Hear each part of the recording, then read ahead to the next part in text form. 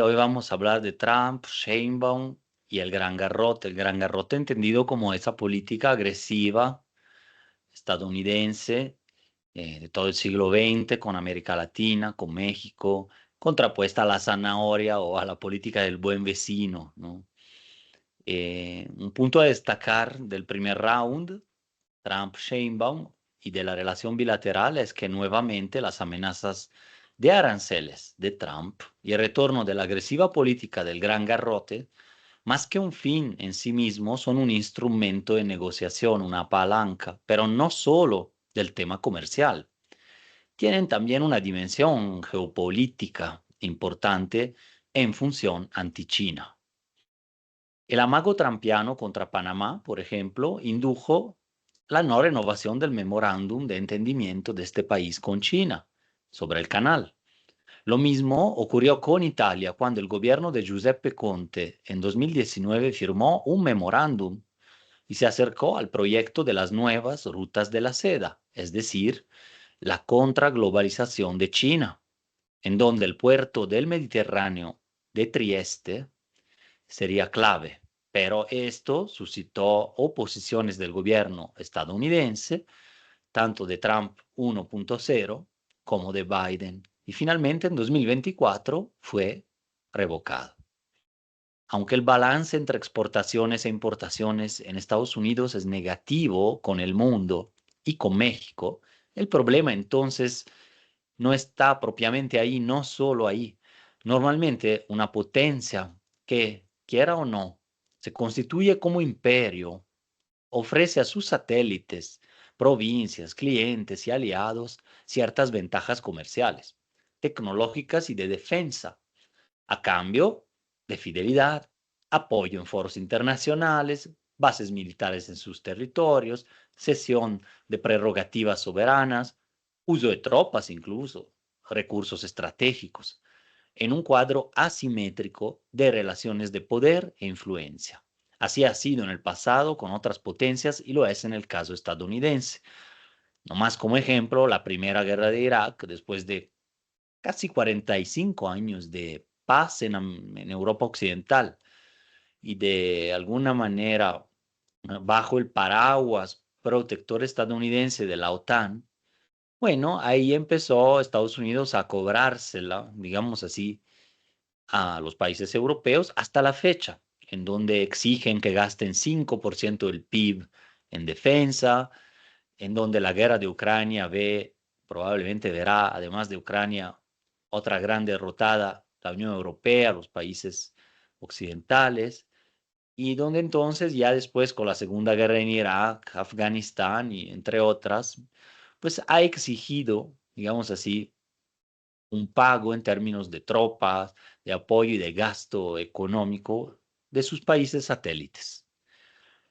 En la segunda mitad del siglo XX, en plena Guerra Fría, países como Corea del Sur, Taiwán, se han desarrollado, digamos así, incluso durante décadas tuvieron dictadura, pero eso no importa tanto para Estados Unidos, se desarrollaron gracias a Estados Unidos, incluso en contra de la conveniencia estrictamente económica de esta potencia, a cambio de erigirse en pilares antisoviéticos en Asia, pero también antichinos y de contención de Corea del Norte, un papel que también ha cumplido de alguna manera Japón, Filipinas, pero que cumple en Medio Oriente, Israel, por ejemplo.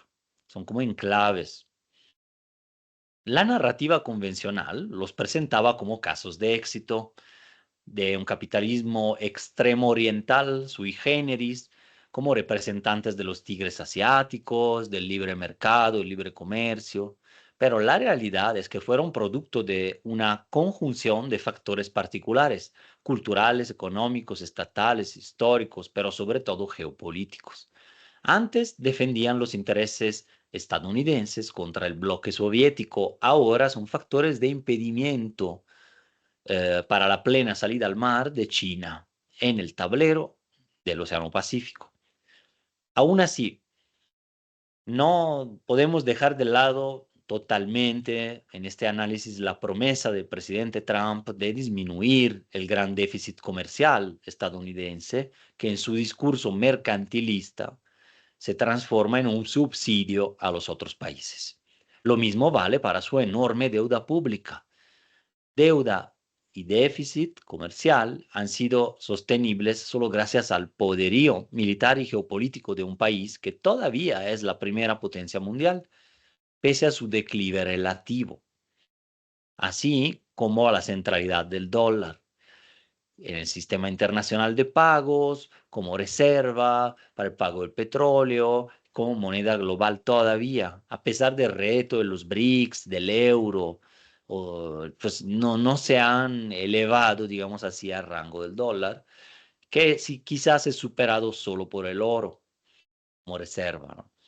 Entonces, eso le permite a Estados Unidos, o sea, su poderío, su moneda, persistir como eje incluso económico, y persistir con un déficit y con una deuda de ese tipo.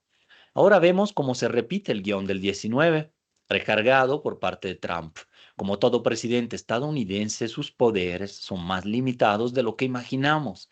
En su choque con México, por tanto, la estrategia correcta es la que ha seguido Sheinbaum, a saber, tomar tiempo, enfocarse en los hechos y no en los discursos y las amenazas.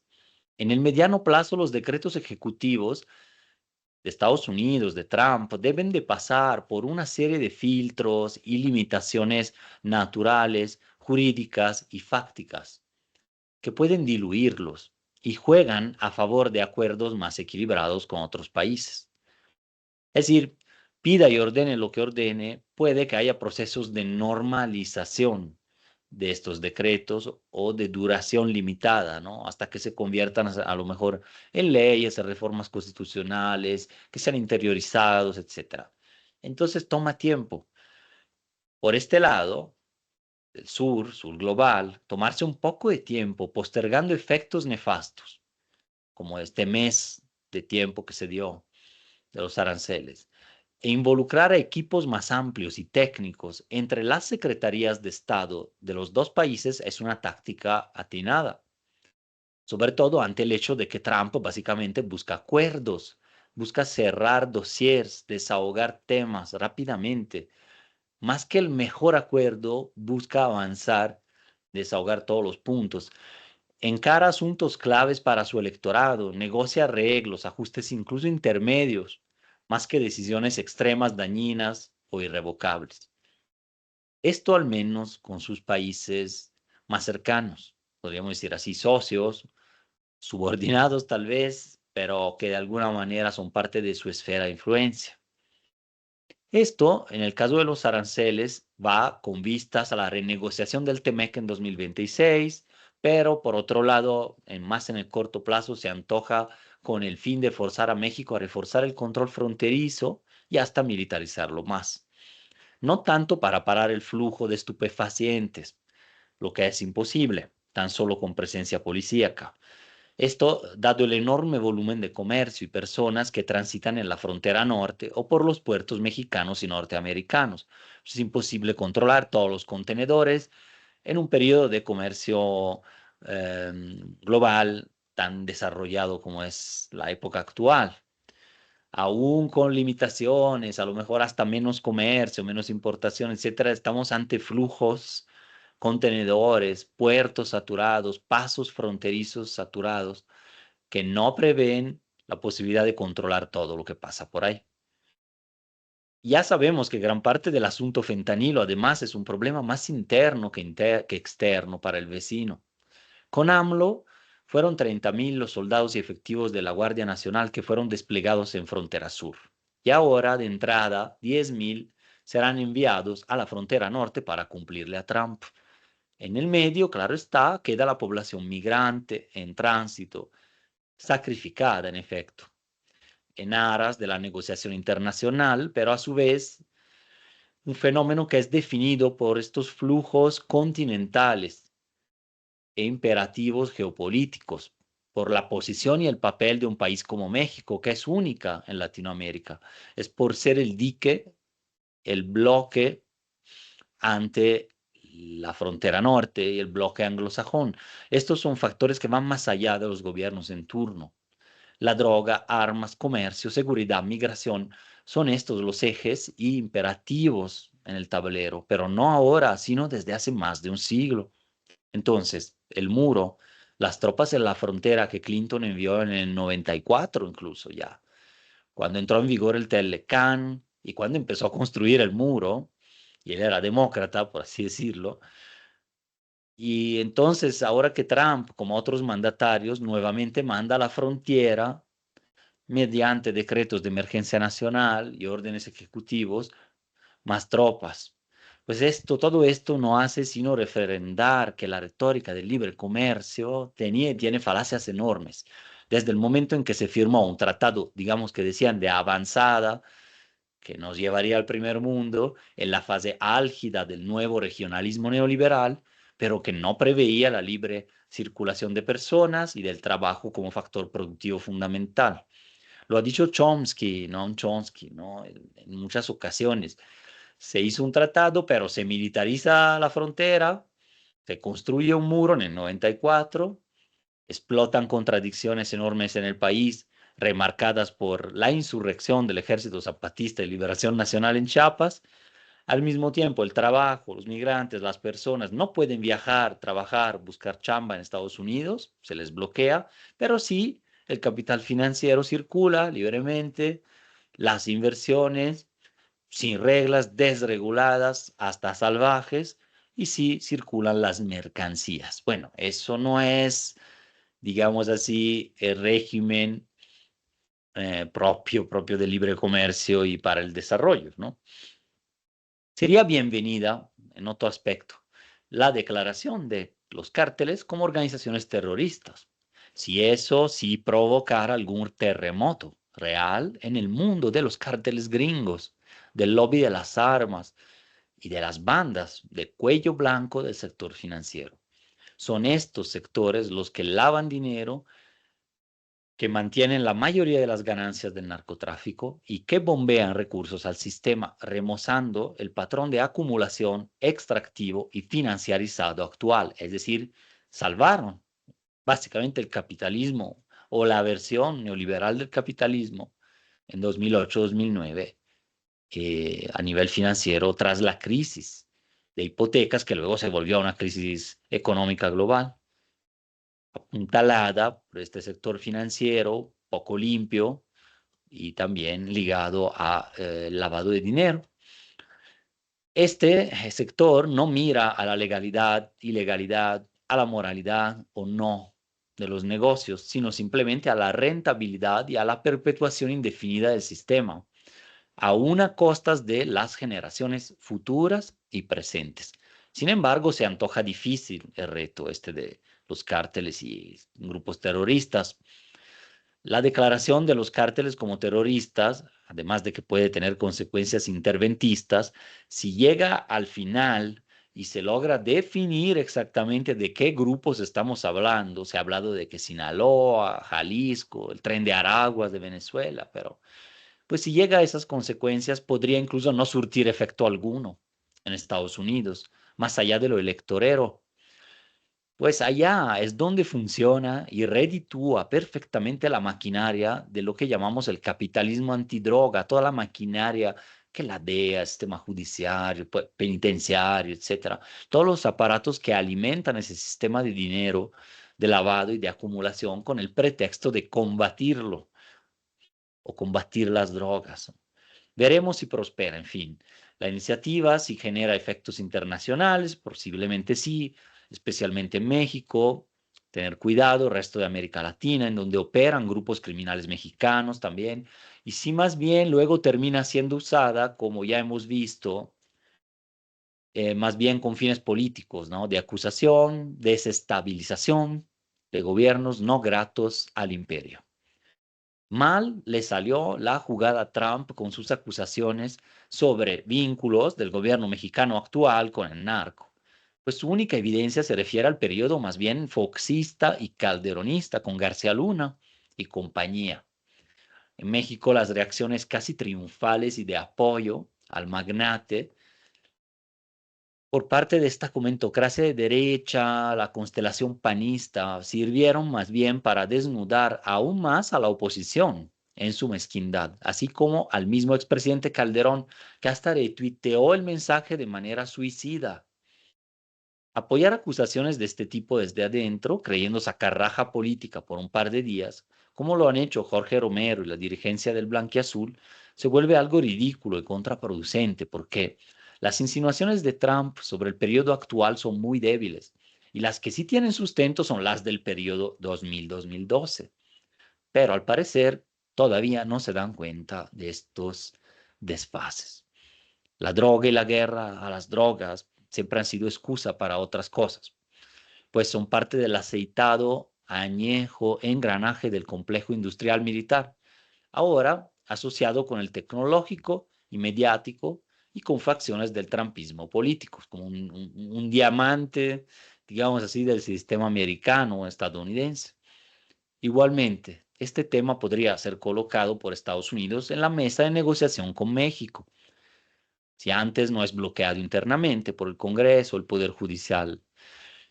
Esto como con el objetivo de conseguir más en materia de migración o sin poner aranceles, quizás selectivamente sobre el acero, el aluminio y algunos otros productos nada más.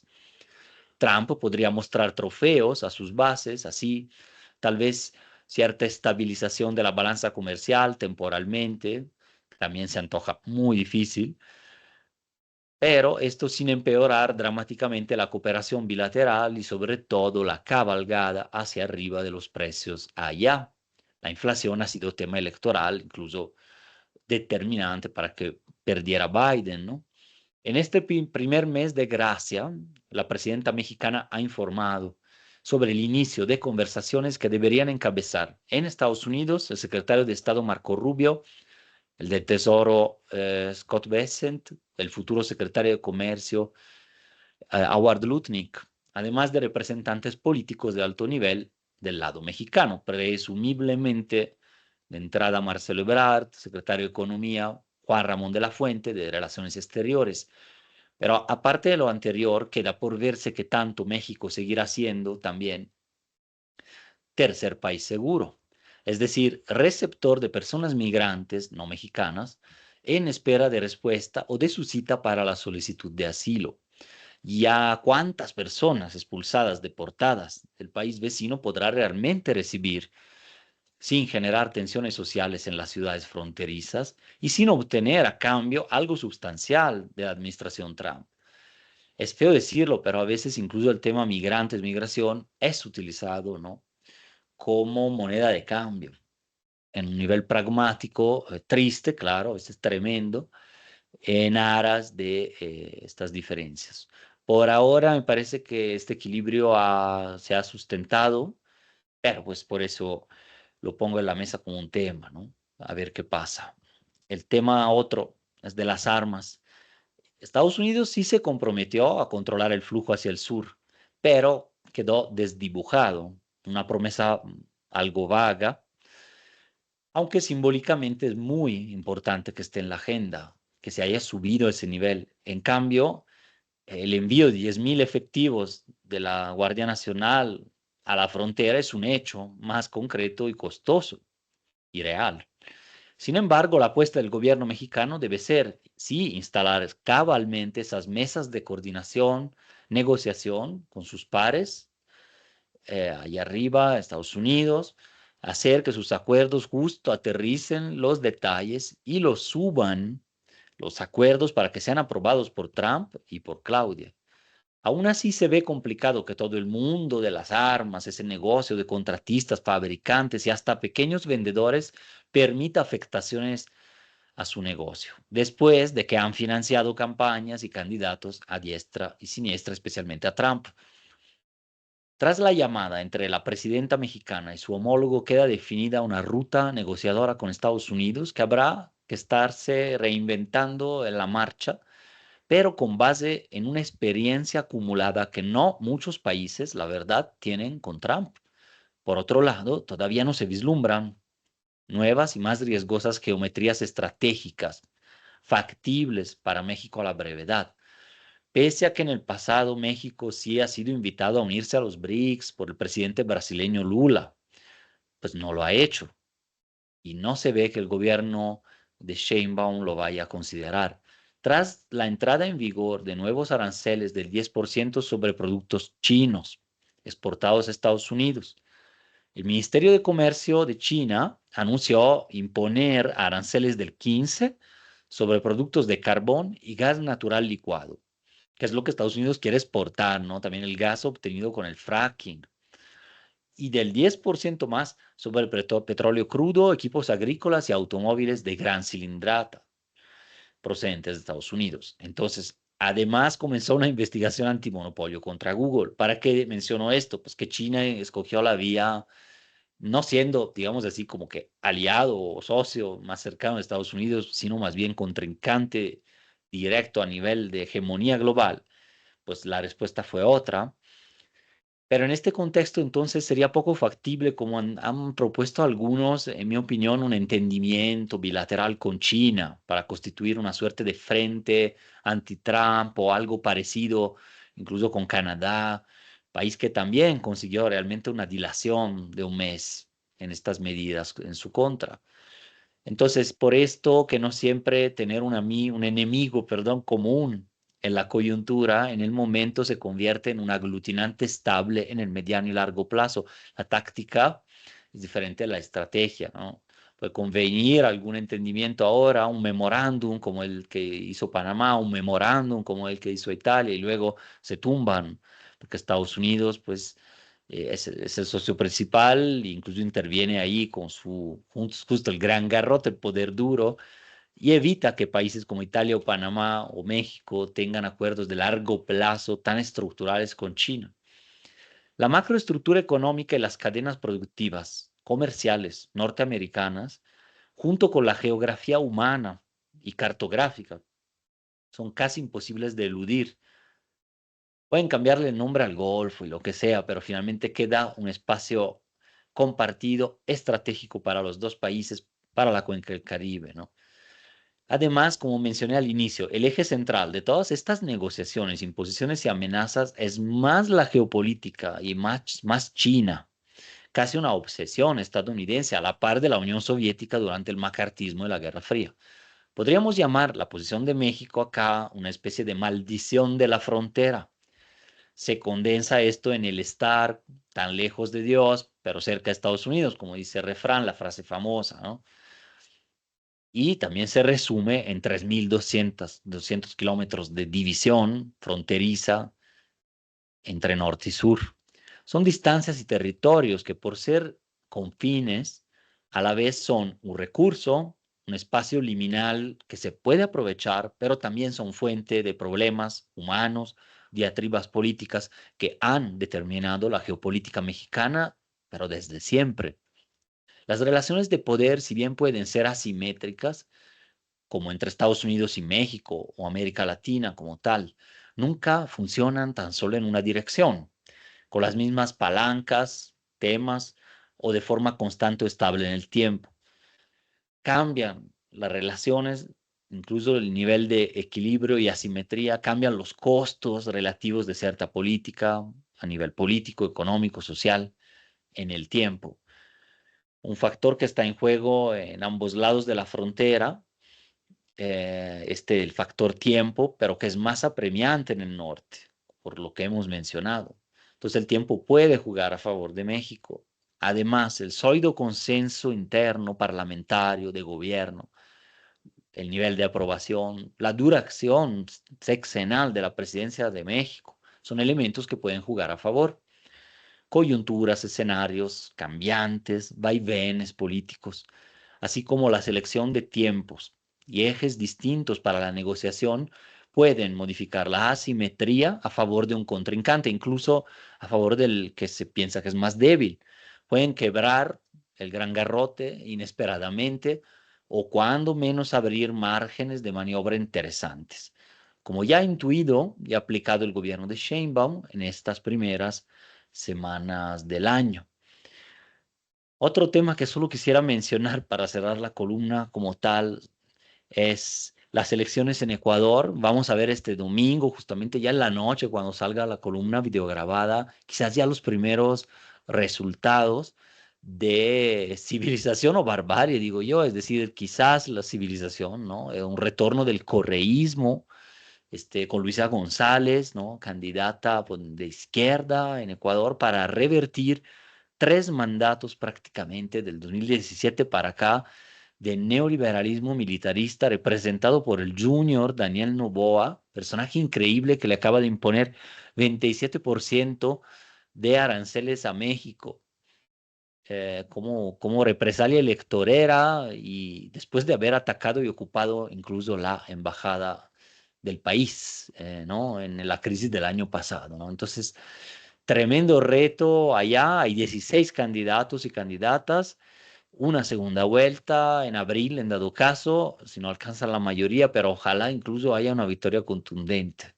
Vamos a ver qué pasa, igual lo vamos a comentar en otra columna. Y el segundo punto, que igual da para otro tema, pues Trump acaba de anunciar su plan para Gaza, en donde prácticamente dice que lo va a transformar en la Ribera Francesa, la Costa Azul, o un pedazo de California, o la prolongación de Gaza sería Tel Aviv, ¿no? O sea, el modelo de esas ciudades casi turísticas. Y va a expropiar prácticamente a todos, ¿no? Según Israel se va a apoderar de ahí, y desplazado completamente el tema del genocidio y prácticamente declarando que va a cometer un crimen de lesa humanidad. O sea, básicamente se autoinculpó porque dice que va a desplazar a 1,8 millones de palestinos de Gaza a otros países y a ver si luego regresan, que se les va a dar trabajo quizás de meseros ahí. O sea, una cosa terrible que últimamente no me acuerdo haber escuchado algo así, pero bueno, con Trump y tantos otros también de este lado del mundo. Sí, sí, siempre hay que esperarse lo peor. Entonces, bueno, esa rueda de prensa con Netanyahu pasará a la historia por esta idea propuesta, que espero que nunca más se diga o se aplique, pero que nos habla de una mentalidad y de cómo frente a un genocidio en curso, incluso promete cometer otro, ¿no? Y desplazar forzadamente a millones de personas. Bueno, con eso me retiro, les mando un abrazo, seguimos aquí en contacto y a la siguiente.